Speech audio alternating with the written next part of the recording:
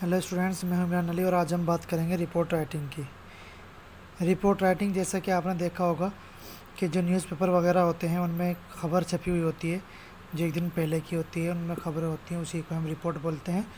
या फिर जैसा कि हमने कोई काम किया है, उस काम के बारे में हमने क्या किया, कैसे किया, क्या रिज़ल्ट उसका निकला है, उसकी रिपोर्ट बनानी होती है, उसको हम रिपोर्ट कहते हैं। उसके बारे में जो भी हम जानकारी आगे तक पहुँचाते हैं उसको हम रिपोर्ट कहते हैं।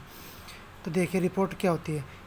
सिस्टमेटिक वेल ऑर्गेनाइज डॉक्यूमेंट, यानी कि ये एक सिस्टम से बना हुआ ऑर्गेनाइज किया हुआ एक डॉक्यूमेंट होता है जो डिफ़ाइन या एनालाइज करता है सब्जेक्ट को या किसी प्रॉब्लम को। उसके बारे में बताया गया होता है कि ये क्या चीज़ होती है।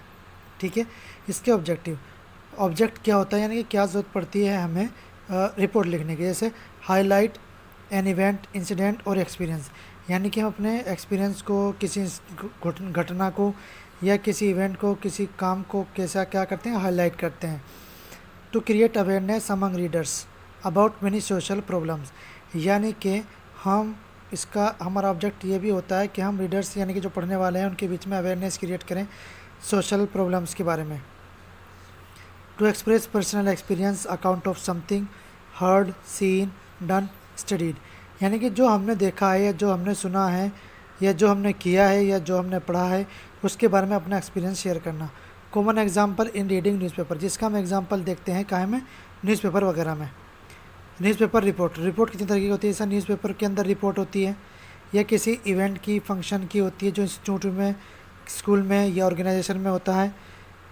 ये किसी के इंसिडेंट की या हैपनिंग के बारे में होती है या किसी इंक्वायरी और सर्वे के बारे में होती है। ठीक है। अब देखिएगा इसमें क्या क्या ध्यान रखना चाहिए। To be factual and no on information, यानी कि फैक्ट के बारे में लिखी होनी चाहिए और इसमें अपनी तरफ से कुछ भी नहीं जोड़ा जाना चाहिए। जो फैक्ट है, जो रियल है, वो होना चाहिए। In indirect speech preferably in passive voice, यानी कि इसको लिखते हुए ये सेंटेंस है तो इनडायरेक्ट सेंटेंस में लिखें या पैसिव वॉइस में लिखें।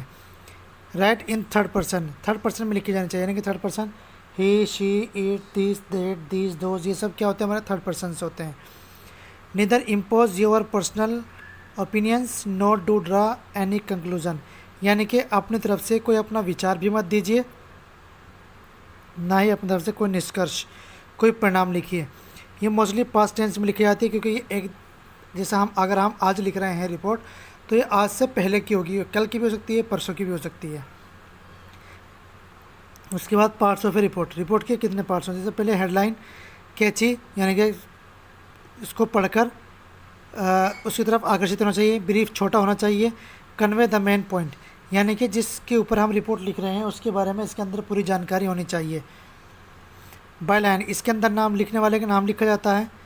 डेट एंड प्लेस, यानी कि इसमें डेट भी लिखी जाती है और प्लेस भी लिखी जाती है। प्लेस, जिस जगह पर घटना, इंसिडेंट हुआ है, फंक्शन हुआ है। डेट, यानी कि जिस दिन हम रिपोर्ट लिख रहे हैं उस दिन। ठीक है। या फिर इसका में से डेट वो भी लिखी जा सकती है जिस डेट में वो घटना हुई है। उसके बाद देखिए उस तरह लिखेंगे जैसे हम 3 पैराग्राफ में लिखते हैं, जैसे हम आर्टिकल लिख रहे थे 3 पैराग्राफ में, वैसे लिखेंगे। जैसे opening paragraph, brief description of the incident, event and function, ये FN फंक्शन है। यानी कि इसके अंदर जो आपका ओपनिंग पैराग्राफ है उसमें आपका जो इंसिडेंट है उस या इवेंट है या फंक्शन है उसका ब्रीफ, थोड़ा सा डिस्क्रिप्शन हो, बताया गया उसके बारे में थोड़ा सा। Details of incident, the details of incident reported, यानी कि जो रिपोर्ट में लिखा गया है, जो रिपोर्ट के यानी कि मेन मुद्दा है उसकी पूरी डिटेल दी जाती है। Conclusion, writers remark after math and incidents, after math यानी कि परिणाम, यानी कि राइटर्स अपना रिमार्क लिखे या फिर जो घटना हुई है उसका परिणाम लिखे कि उसके परिणाम में क्या हुआ। उसके बाद देखिए फॉर्मेट, फॉर्मेट कैसा रहता है। इसमें हेडलाइन होती है, यहाँ पर बायलाइन लिखी जाएगी, डेट एंड प्लेस लिखा जाएगा, पैराग्राफ होगा ओपनिंग का, डिटेल होगी, कंक्लूजन होगा। और इसमें कैसे लिखेंगे हम, ये सैम्पल रिपोर्ट आपको भेज रहा हूँ, सैम्पल रिपोर्ट में देखेंगे आप कि कैसे लिखा जाएगा। इस तरीके से ये हमारा ऑप्शन होता है। इसमें फॉर्मेट के अलग मार्क्स होते हैं और एक्यूरेसी, यानी कि आप कितना ग्रामर में आपने ठीक लिखा है उसके अलग मार्क्स होते हैं। फ्लुएंसी, यानी कि जो आपने लिखा है वो कितना टॉपिक से रिलेटेड है, इसके अलग मार्क्स होते हैं। तो इस तरीके से मार्क्स के डिवीज़न होता है। उम्मीद है आपको समझ में आया होगा। ये सभी नोट्स आप अपने नोट्स में लिखेंगे, अपनी कॉपी में लिखेंगे और जो आपको सैम्पल स्पीच दी जा रही है उसको भी आप अपनी कॉपी में नोट करेंगे। Thank you.